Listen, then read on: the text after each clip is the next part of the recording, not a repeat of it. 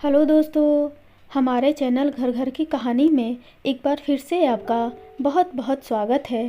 तो चलिए हम आज की कहानी शुरू करते हैं। आज की कहानी है वचन।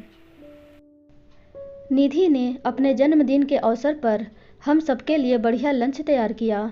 छक कर भोजन करने के बाद सब आराम करने के लिए जब उठने को हुए तो निधि अचानक भाषण देने वाले अंदाज में उठकर खड़ी हो गई। मैं आप सबसे आज कुछ मांगना चाहती हूँ। कुछ घबराते, कुछ शर्माते अंदाज में उसने अपने मन की इच्छा प्रकट की।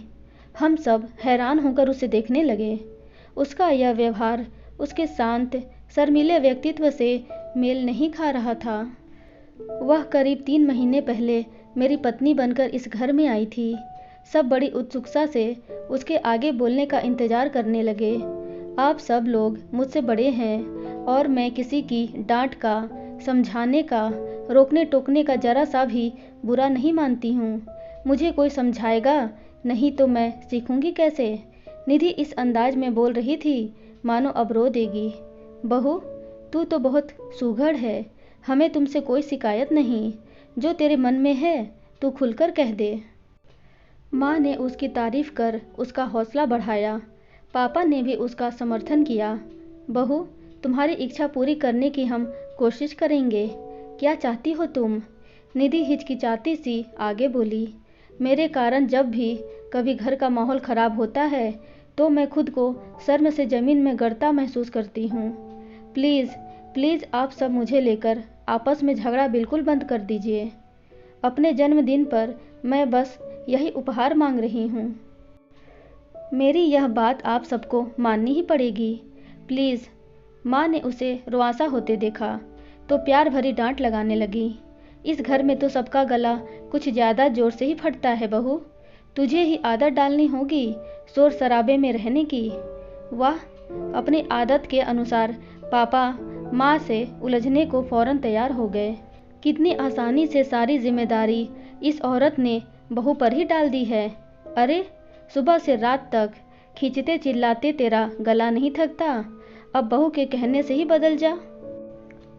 मैं ही बस चीखती चिल्लाती हूँ और बाकी सबके मुंह से तो जैसे शहद टपकता है। कोई ऐसी बात होती है घर में जिसमें तुम अपनी टांग ना अड़ाते हो? हर छोटी से छोटी बात पर क्लेश करने को मैं नहीं तुम तैयार रहते हो। माँ ने फौरन आक्रामक रुख अपना लिया।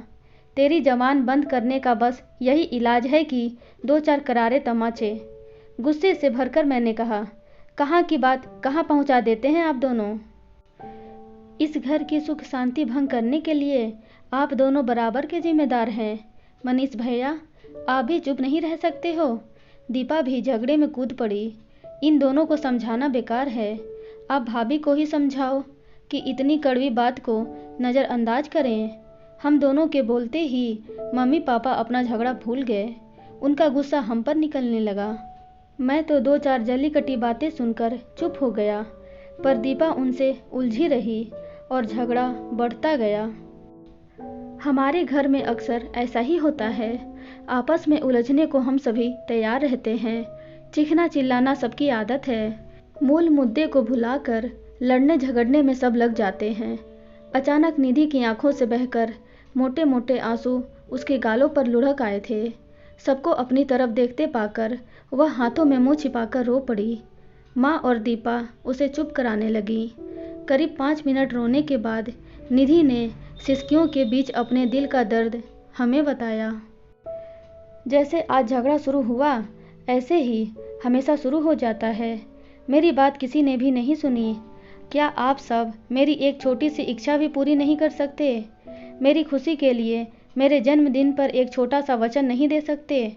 हम सभी ने फटाफट उसे वचन दे दिया कि उसकी इच्छा पूरी करने का प्रयास दिल से करेंगे। उसका आंसू बहाना किसी को भी अच्छा नहीं लग रहा था। निधि ने आखिरकार अपनी मांग हमें बता दी। घर का हर काम करके मुझे खुशी मिलती है।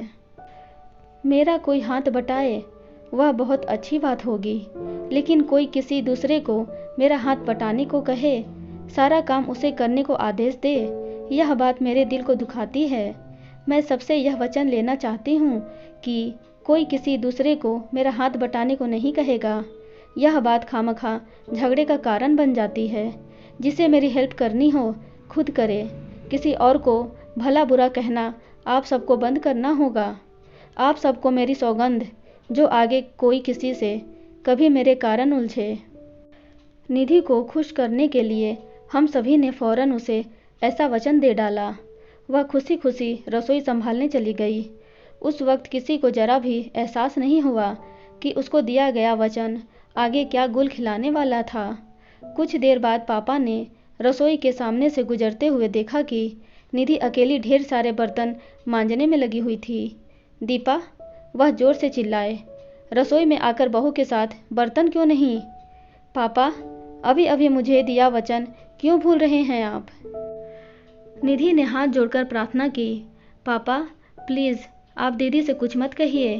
कुछ पलों की बेचैनी और नाराज़गी भरी खामोशी के बाद उन्होंने निर्णय लिया, ठीक है, मैं किसी से कुछ नहीं कहूँगा, पर तुम्हारे काम में हाथ बटाना तो मेरे हाथ में है। मैं मंजवाता हूँ तेरे साथ बर्तन। अपने कुर्ते की बाजुएं ऊपर चढ़ाते हुए वे निधि के बगल में जा खड़े हुए। वे अभी एक तस्तरी पर ही साबुन लगा पाए थे कि माँ भागती रसोई में आ पहुँची। छी, यह क्या कर रहे हो? उन्होंने पापा के हाथों से तस्तरी छीनने की असफल कोशिश की। माँ ने चिढ़ और गुस्से का शिकार हो दीपा को ऊंची आवाज़ में पुकारा, तो निधि ने दबी घबराई आवाज़ में उनके सामने भी हाथ जोड़कर वचन की याद दिला दी। क्या मुसीबत है? उन्होंने अचानक पूरी ताकत लगाकर पापा के हाथ से तस्तरी छीन ही ली और उनका हाथ पकड़कर खींचती हुई रसोई से बाहर ले आई। आपको यह काम शोभा देगा क्या? जाइए अपने कमरे में आराम कीजिए, मैं करवा रही हूँ बहू के साथ काम। माँ मुड़ी और किलस्ती सी निधि के पास पहुंचकर बर्तन साफ कराने लगी। गुसल खाने से बाहर आते हुए मैंने साफ साफ देखा, पापा शरारती अंदाज में मुस्कुराकर निधि की तरफ आंख मारते हुए जैसे कह रहे हों कि आ गया ना ऊंट पहाड़ के नीचे। फिर वे अपने कमरे की तरफ चले गए। मेरे देखते ही देखते दीपा भी रसोई में आ गई। इतने से बर्तनों को 3-3 लोग मांजे, यह भी कोई बात हुई? मुझे सुबह से पढ़ने का मौका नहीं मिला है। माँ, जब भाभी है यहाँ तो तुमने मुझे क्यों चिल्लाकर बुलाया? दीपा गुस्से से बड़बड़ाने लगी। मैंने इसलिए तुझे बुलाया क्योंकि तेरे पिताजी के सिर पर आज बर्तन मांजने का भूत सवार था। यह क्या कह रही हो? दीपा ने चौंकते हुए पूछा। मैं सही कह रही हूँ।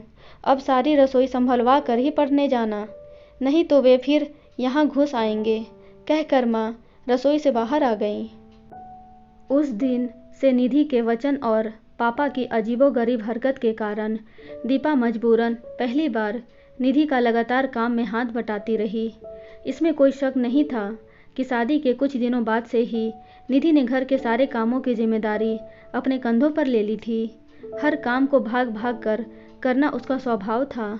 इस कारण दीपा और मम्मी ने धीरे धीरे हर काम से हाथ खींचना शुरू कर दिया था।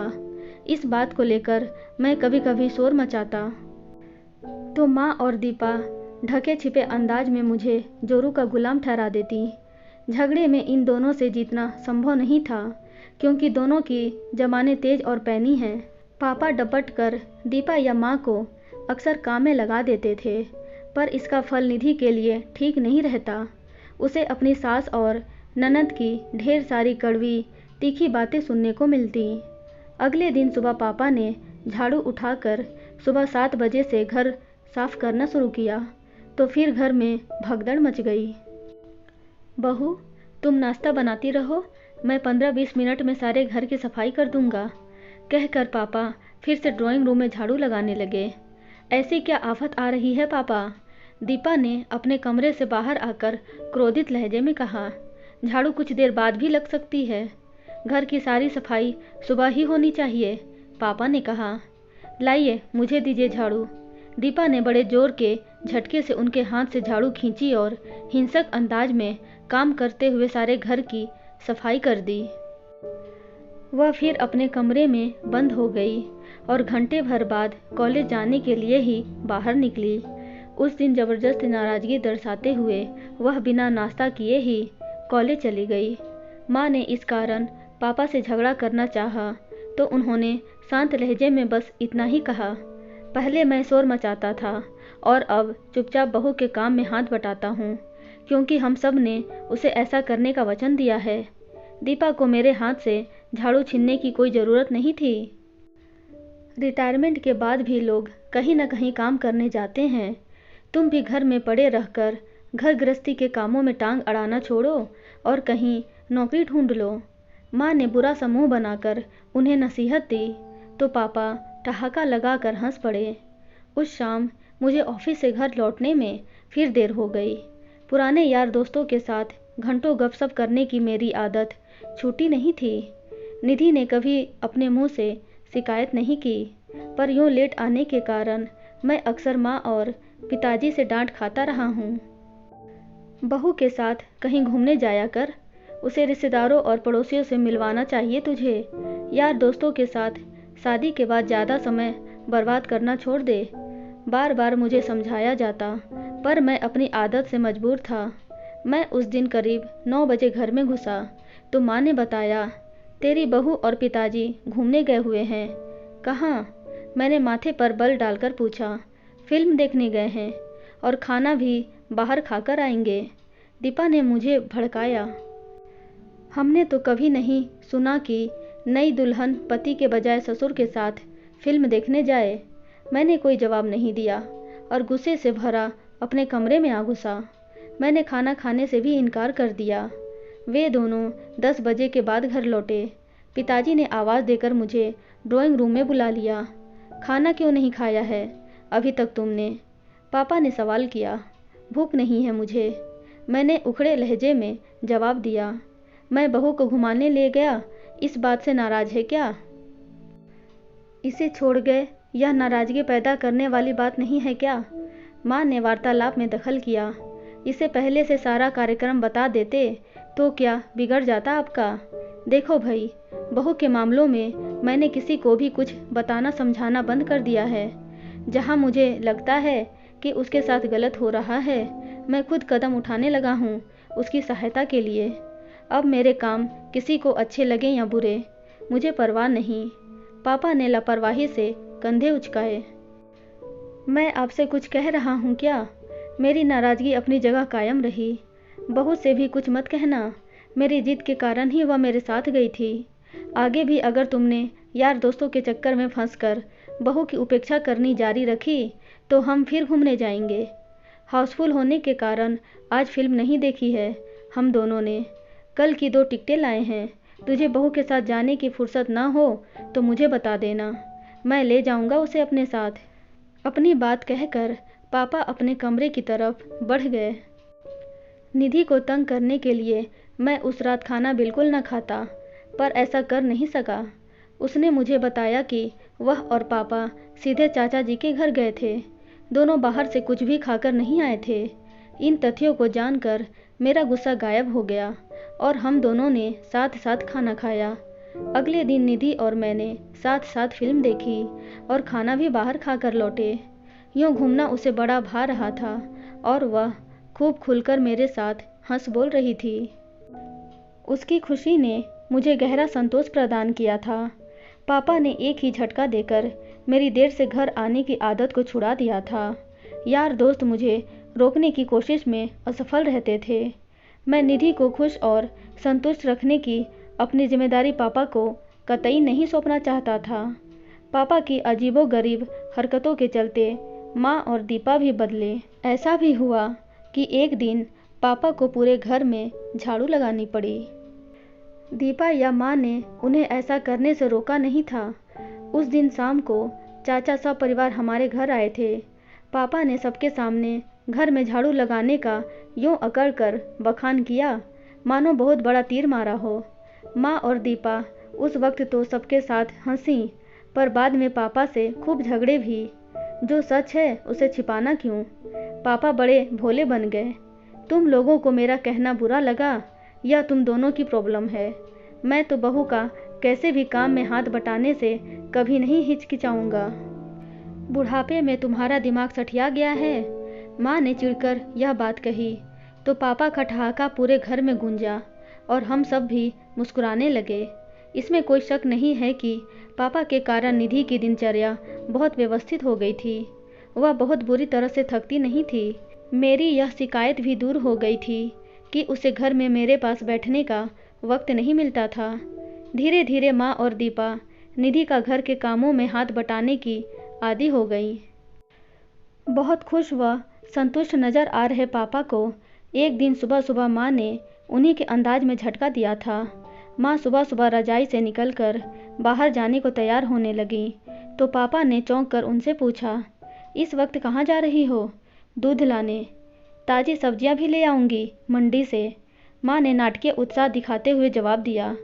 दूध लाने का काम तुम्हारे बेटे का है और सब्जियां लाने का काम तुम कुछ देर बाद करना। ये दोनों जिम्मेदारियां मैंने अब अपने कंधों पर ले ली है। बेकार की बात मत करो, इतनी ठंड में बाहर जाओगी तो सारे जोड़ अकड़ कर दर्द करने लगेंगे। गठिया के मरीज को ठंड से बचना चाहिए। दूध मनीष ही लाएगा। पापा ने मुझे आवाज़ लगाई तो मैं फटाफट उनके कमरे में पहुंच गया।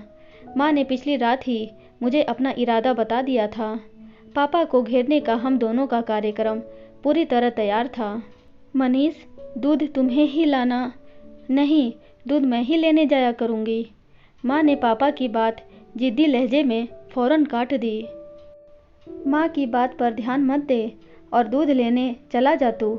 पापा ने मुझे आदेश दिया। देखो जी, मेरे कारण आप मनीष के साथ मत उलझो। मेरी सहायता करनी हो तो खुद करो। मेरे कारण मनीष डांट खाए यह मुझे मंजूर नहीं। माँ तन कर पापा के सामने खड़ी हो गई। मैं क्या सहायता करूँ तुम्हारी? पापा चौंक पड़े। मेरी गठिया की फिक्र है तो दूध और सब्जी खुद ले आइए। मनीष को कुछ देर ज़्यादा सोने को मिलना ही चाहिए, नहीं तो सारा दिन थका सा नजर आता है। हाँ, आपको नींद प्यारी है तो लेटे रहो और मुझे अपना काम करने दो। मनीष, तू जाकर आराम कर। माँ ने गरम मोजे पहनने शुरू कर दिए। पापा अपने ही जाल में फंस गए। माँ मुझे लेकर वही दलील दे रही थी जो पापा निधि को लेकर देते थे। जैसे निधि ने अपने कारण किसी अन्य से न झड़पने का वचन हम सबसे ले लिया था, कुछ वैसे ही बात माँ अब पापा से कर रही थी। तुम कहीं नहीं जा रही हो? पापा ने झटके से रजाई एक तरफ फेंकते हुए क्रोधित लहजे में कहा। मेरा आराम तुम्हारी आंखों में चुभता है तो मैं ही दूध लाने जाता हूँ। यह काम आपको ही करना चाहिए। इससे मोटापा, शुगर और बीपी ये तीनों ही कम रहेंगे। माँ ने मुझे देखकर आंख मारी और फिर से रजाई में घुसने को कपड़े बदलने लगी। पापा बड़बड़ाते हुए गुसल खाने में घुस गए और मैं अपने कमरे की तरफ चल पड़ा। वैसे एक बात मेरी समझ में उसी समय आई। माँ ने जिस अंदाज में मेरी तरफ देखते हुए आंख मारी थी, वैसा ही मैंने पापा को निधि के जन्मदिन पर करते देखा था। यानी कि बहू और ससुर के बीच वैसी ही मिली भगत चल रही थी जैसे माँ और मेरे बीच पापा को फंसाने के लिए चली थी। पापा के कारण निधि के ऊपर से गृह कार्यों का बोझ कम हो गया था और अब माँ के कारण पापा का सवेरे सैर को जाना शुरू होने वाला था। इस कारण उनका स्वास्थ्य बेहतर रहेगा, इसमें कोई शक नहीं था। अपने मन की बात को किसी के सामने, निधि के भी नहीं, जाहिर न करने का फैसला मन ही मन करते हुए मैं भी रजाई में कुछ देर और नींद का आनंद लेने के लिए खुशी खुशी घुस गया था। दोस्तों, आपको ये कहानी कैसी लगी प्लीज़ कमेंट में ज़रूर बताएं और ऐसे ही रोचक कहानियाँ पढ़ने और सुनने के लिए हमारे चैनल घर घर की कहानी को लाइक, शेयर एंड सब्सक्राइब ज़रूर करें। Thank you.